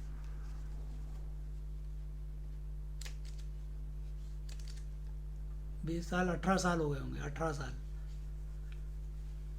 घड़ी नहीं पहनी, कुछ माला नहीं पहनी।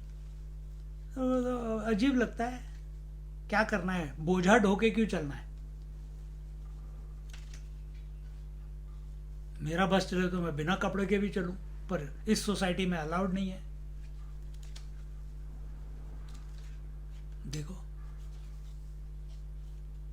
तो यहां बोलते हैं जैसे पीपल का पत्ता हवा के जरा से झोंके से कांप उठता है। मतलब क्या, अभी बाहर हवा चल रही है, आपको ठंड लग रही है क्या, अरे हीटर बढ़ाना, कितना 18 डिग्री, अरे यार 20-21 करो यार, ठंड लग रही है। और 2 महीने के बाद 3 महीने के बाद कितना, अरे इतनी गर्मी, अरे टेम्परेचर कम करो यार।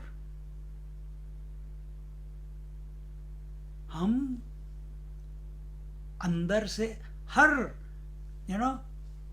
कि क्या बोलते हैं इसको, जैसे हल्का सा हवा का झोंका पीपल के पेड़ के पत्ते या बरगद के पेड़ के पत्तों को झर्रा देता है, उसी तरह से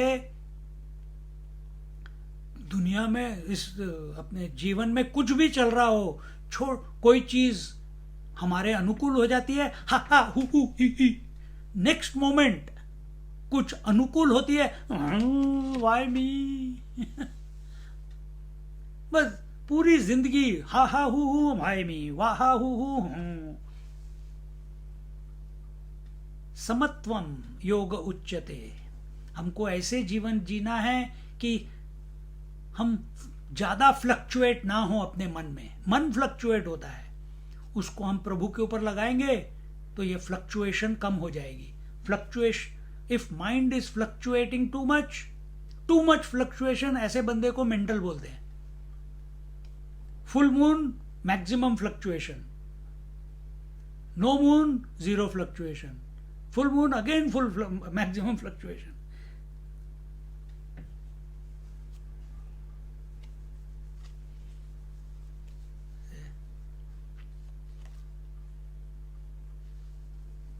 तो मेंटल ना हो, समत्वम योग उच्यते, बैलेंस रहो। खाना खाना है निर्धारित, 2 चपाती थोड़ा राइस, ब्रेकफास्ट करना है, जो भी खाना देख लिया तो बकासुर की तरह खाते गए। उसके बाद अब नींद आ रही है। अब डिनर नहीं करेंगे क्योंकि अब तो भाई मैंने तो दोपहर को इतना खा लिया, मैंने बहुत खा लिया, अभी अब भूख नहीं है। नहीं, ऐसे फिर डायबिटीज होता है, फिर बाकी प्रॉब्लम्स होती हैं। एक डिसिप्लिन के साथ अपने जीवन को जीना है, not reacting to everything and anything that life is presenting itself. हर क्षण कुछ ना कुछ हो रहा है। किसी को पता था 2 साल पहले कि ऐसे कुछ होने वाला है? किसी को पता है कितने साल ऐसे चलेगा? कल बंद हो सकता है, 2 साल के बाद बंद हो सकता है। तो क्या 2 साल तक आप डिस्टर्ब नहीं रहोगे? हंसोगे ही नहीं कोरोना के चक्कर में? कोसते रहोगे पूरी दुनिया को, कोसते रहोगे गवर्नमेंट को, चाइना को, कोसते रहोगे अपने प्रारब्ध को कि मेरे साथ ही क्यों ऐसा हो रहा है? तुम्हारे साथ क्या, पूरी दुनिया के साथ ऐसे हो रहा है। ऑस्ट्रेलिया में तो फिर भी बहुत कम है। तो ये जो कंप्लेन एटीट्यूड है, ये जब प्रभु का नाम लेते हैं, अपने मुख से अपने मन में एक बार भी कंप्लेन नहीं आएगा। हम हर बंदे को जो हमारे जीवन में आता है, हर बंदे को प्रभु का बंदा समझते, प्रभु का बंदा समझेंगे।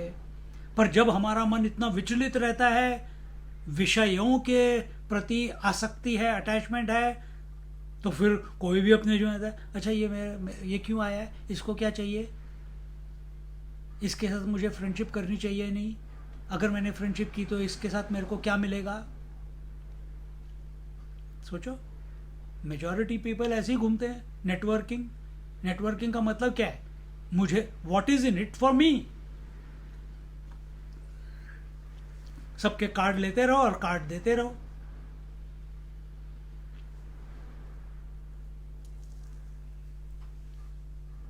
What is in it for me, मेरे को ये बंदा कैसे उपयोगी होगा, ये वस्तु मेरे लिए कैसे उपयोगी होगी, ये समय मेरे लिए कैसे उपयोगी होगा।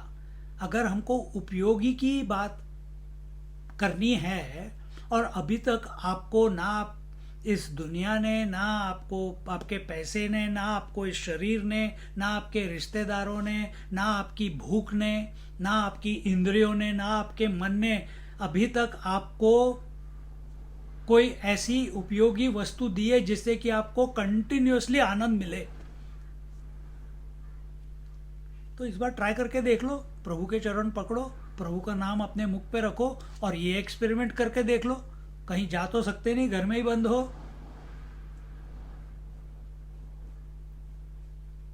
राम राम राम राम राम राम राम राम राम राम राम राम, लगे रहो। टाइम पास ही तो करना है। दुनिया के बारे में सोचोगे उससे तो कुछ मिला नहीं अभी तक। इस बार ट्राई कर लो। अभी जब तक है कोविड, 6 महीने बहुत होते हैं परिवर्तन के लिए, बहुत। हमने तो देखा है एक एक महीने में लोगों का परिवर्तन हो जाता है। जो थोड़े निठल्ले हैं उनको थोड़ा और 6 महीने बहुत हो गए। प्रभु बहुत कृपालु है।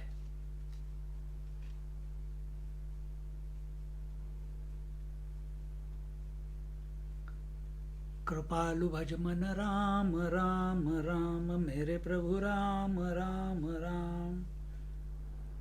जिन्होंने भी श्री राम का आश्रय लेकर दृढ़ भाव से अपने चित्त को उनके चरणों में लगाया, उनकी स्थिति ध्रुव जैसी हो गई। ध्रुव जैसी, अचल। अचल मतलब ध्रुव तारा आपको फिजी से दिखेगा, यहां से नहीं दिख, मेलबर्न से नहीं दिखता ध्रुव तारा। जब सुबह सुबह उठोगे 3, साढ़े 3, 4 बजे, सूर्य की पहली किरणों से पहले, भोर, तब एकदम होराइजन पे आपको ध्रुव तारा दिखाई देता है। नॉर्थ ईस्ट में, हाँ। सदर्न हेमिस्फीयर में नहीं दिखता वो। और अगर आप उसको देखते रहो, शिप्स जो थी पुराने ज़माने में, जब इंस्ट्रूमेंट्स और डिजिटल ये सब नहीं था, और अभी भी यूज़ करते हैं वो, अगर स्काई, आकाश क्लियर है तो ध्रुव तारे को देख लेते हैं और उससे अपना डायरेक्शन सेट कर लेते हैं। पूरे आकाश में जितनी भी गैलेक्सीज हैं, प्लैनेट्स हैं, सब कुछ है, जो भी हैं सेलेस्टियल बॉडीज, पूरा गैलेक्सी मिल्की वे यूं घूमता रहेगा, पर वो ध्रुव तारा वहीं का वहीं रहेगा। सब बदलेंगे अपनी जगह, लेकिन ध्रुव तारा अपनी जगह नहीं बदलता, अचल। और ध्रुव महाराज की ये कहानी है, या इस कहानी को बता ही देते हैं। अगर आपने सुनी है तो ठीक है,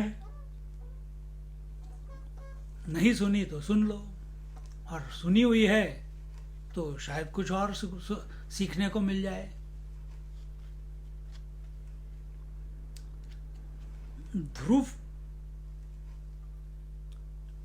उस ध्रुव के पिता की 2 पत्नियां थी। एक बड़ी पत्नी से हुआ ध्रुव और छोटी पत्नी से हुआ उत्तानपाद, मेरे ख्याल से उसका नाम उत्तानपाद था। अब वो छोटी रानी जो थी वो राजा को बहुत प्रिय थी, और वो उसका फ़ायदा भी उठाती थी। उसने बड़ी रानी को दूर भेज दिया था किसी महल में, वहाँ पे ध्रुव रहता था, और जब भी वो आता था, पिताजी उसको बहुत था कि मेरे को पिताजी मेरे छोटे भाई की तरह प्यार करें, मेरे को अपनी गोदी में बिठाएं, मुझे आलिंगन करें, जितना अपने अपने हाथों से वो छोटे भाई को खिलाते हैं वैसे मुझे भी खिलाएं। और जब भी उसके पिताजी कुछ भी करना चाहते थे उसके लिए, तो ये छोटी रानी आके अपने बेटे को सामने कर देती थी और ध्रुव का पत्ता कट जाता था। तो एक दिन जब ऐसा ही किस्सा हुआ, तो छोटी रानी को ध्रुव ने पूछा कि पिताजी मेरे को क्यों नहीं उठाते, पिताजी मेरे साथ प्रेम ऐसे जैसे छोटे भाई के साथ करते हैं वैसे क्यों नहीं करते। तो उसने कहा इसलिए नहीं करते क्योंकि तू मेरी कोख से पैदा नहीं हुआ इसलिए,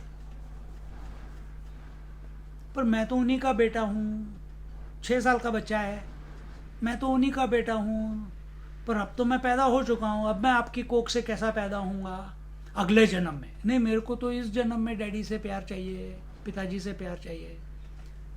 कहती है इस जन्म में तो मुमकिन नहीं है, पॉसिबल नहीं है, फिर क्या करें। देखो अब तो मैं तो कुछ नहीं कर सकती क्योंकि तू तो पैदा हो चुका है, अब तेरे को तो रोते रोते वो अपनी माँ के पास गया। माँ ऐसे में छोटी माँ ने ऐसे बोला, अब मैं क्या करूँ, एंड मेरे को तो पिताजी का प्रेम चाहिए, मेरे को पिताजी की गोदी में बैठना है, मेरे को पिताजी का आलिंगन चाहिए, वो जितना वो स्नेह अपने छोटे भाई से करते हैं उतना स्नेह मेरे से क्यों नहीं करते।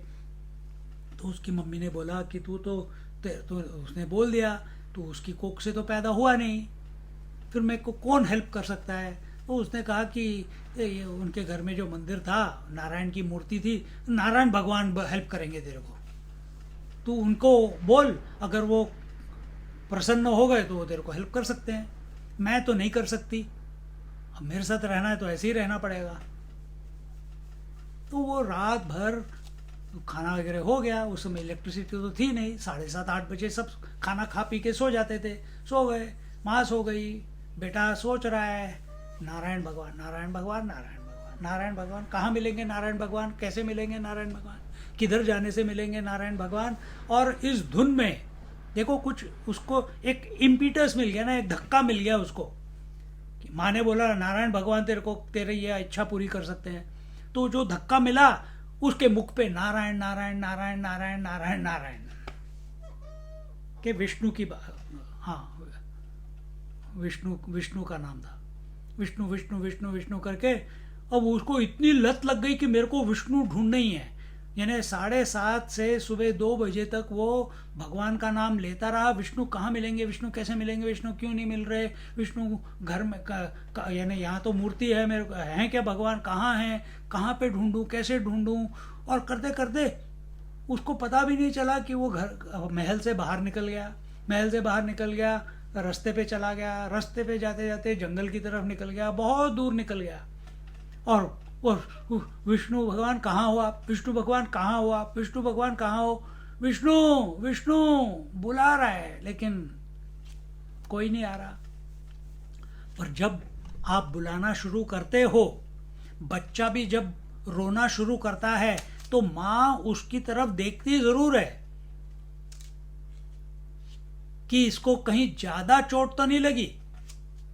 जब बिल्कुल छोटा होता है तो उसको सहारती है, सहलाती है, पर जब थोड़ा सा बड़ा हो जाता है और वो गिर जाता है, रोता है, उसको चाहिए अटेंशन मम्मी का, तो वो रोता है।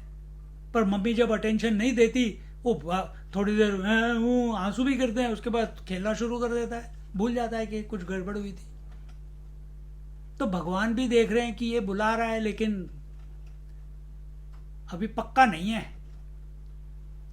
तो पर जहां भक्त पैदा हुआ, उसके मुख पे भगवान का नाम आ गया, उसके हृदय में प्रभु आके बैठ गए, उसको तो वही मूर्ति याद है।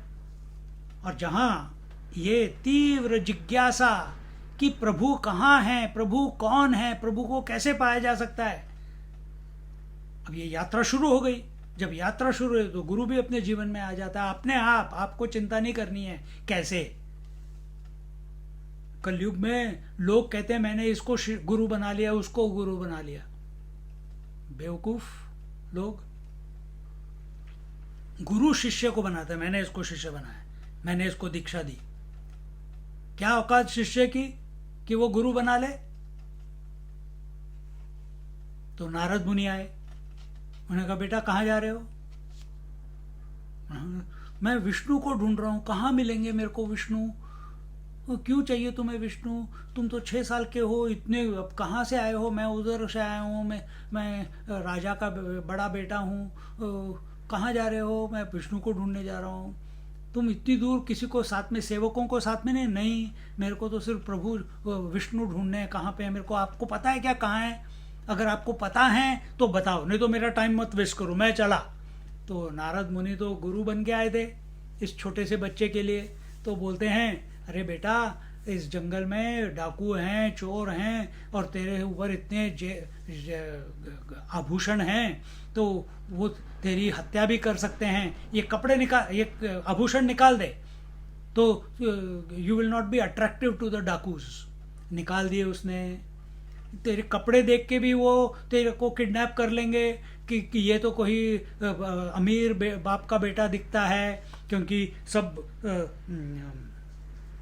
रेशमी सिल्क के कपड़े। कहते हैं हाँ क्या करूं। तो नारद मुनि ने वहीं पे फटाफट से गेरुआ कपड़ा दे दिया और गेरुआ पहना दिया उसको, उसके रेशमी कपड़े निकलवा दिए। और उसको अब कहाँ, अब आपको पता है क्या कहाँ मिलेंगे।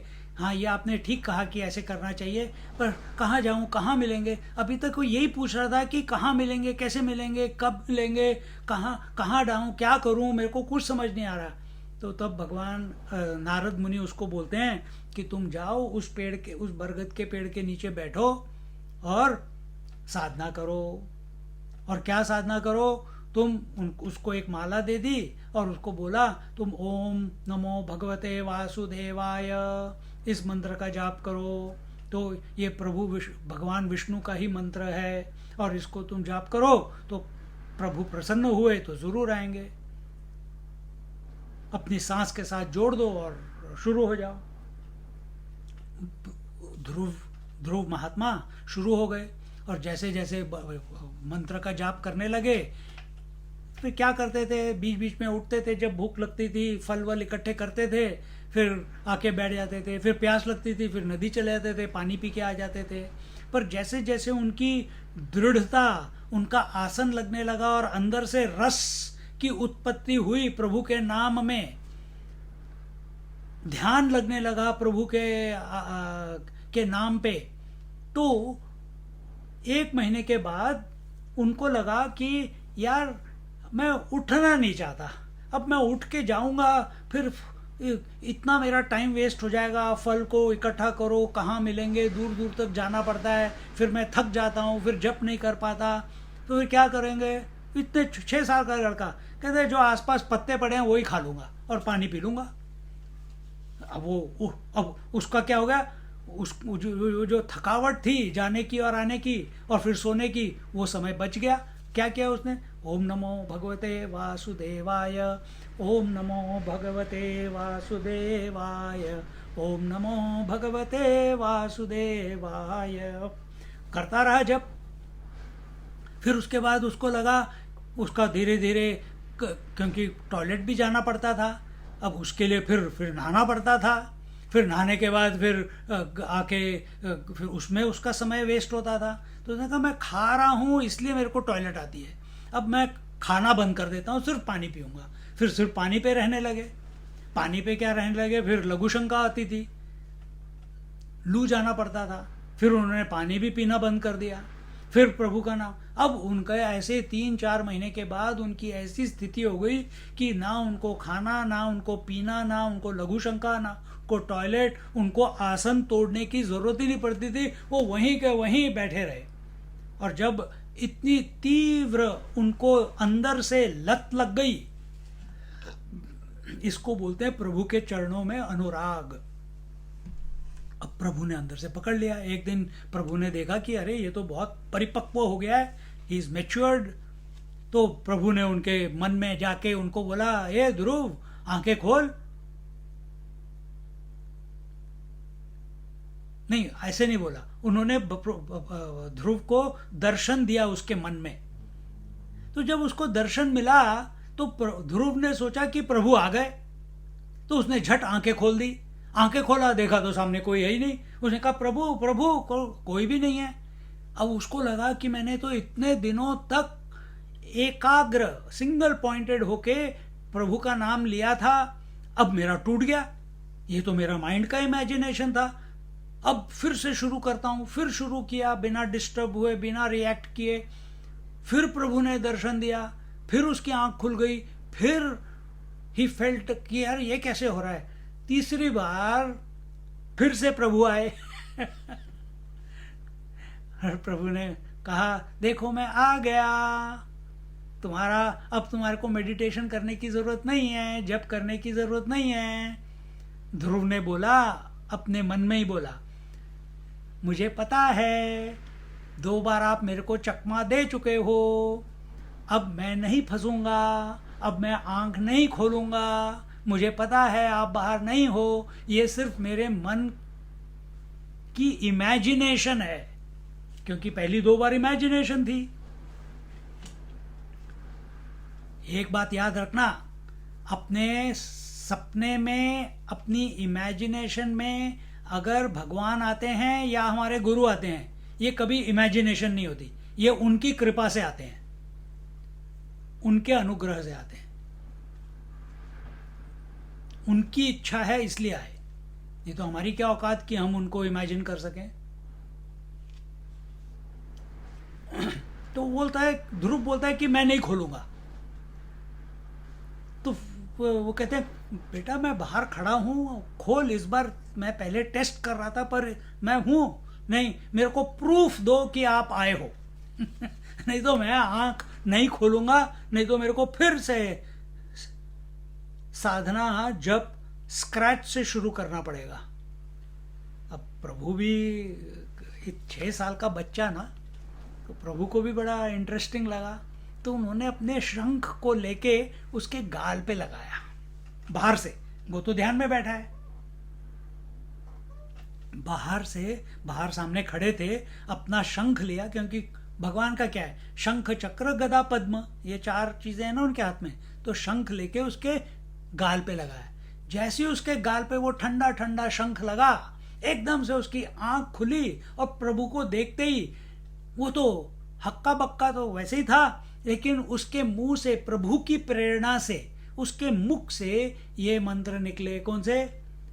ओम योऽन्तः प्रविश्य मम वाचमिमां प्रसुप्तां संजीवयत्यखिल शक्तिधरस्वधाम्नां अन्यांश्च हस्तचरण श्रवणत्वगादीन् प्राणान् नमो भगवते पुरुषाय तुभ्यं। प्राणान् नमो भगवते पुरुषाय तुभ्यम्। ये जो प्रेयर है, ओम योऽन्तः प्रविश्य, ओ प्रभु आप ही मेरे अंदर से एक्सप्रेस कर रहे हो, आप ही मेरी इंद्रियों से देख रहे हो, सुन रहे हो, बोल रहे हो, स्मेल कर रहे हो, फील कर रहे हो, आप ही मेरे मन में विचार को उत्पन्न कर रहे हो, आप ही ये शब्द हो। ऐसे भगवान जो मेरी आत्मा से अलग नहीं हैं, ऐसे भगवान प्राणान् नमो भगवते पुरुषाय तुभ्यम्, ऐसे भगवान को मेरा नमस्कार। देखो कितनी सुंदर है, प्रभु ही उसके मन से बोलते हैं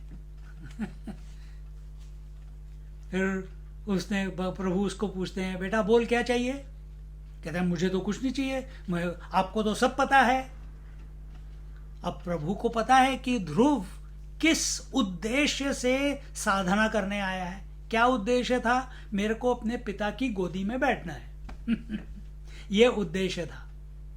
अब बात अलग है कि उसको भगवान देखने के बाद हमको कुछ मांगना नहीं चाहिए। उसने भी ऐसे ही कहा, छोटा सा बच्चा था, भगवान अब आपको देख लिया, अब मुझे क्या चाहिए, कुछ नहीं चाहिए, आप मेरे सामने खड़े हो। और उसको तो वो छोड़ देता है। पर भगवान कहते हैं मैं तो अब आया हूं तो मुझे तो कुछ देना है, पर मुझे पता है कि तुझे अपने पिताजी की गोद में बैठना है, अब तू मेरी गोद में बैठेगा और तेरे लिए मैं ये जो ध्रुव लोक है इसको तैयार करता हूं तेरे लिए। और जब तेरा जीवन समाप्त हो जाएगा, उसके बाद तू वहां जाके अमर हो जाएगा। जब तक ये सृष्टि है तब तक तू वहां रहेगा।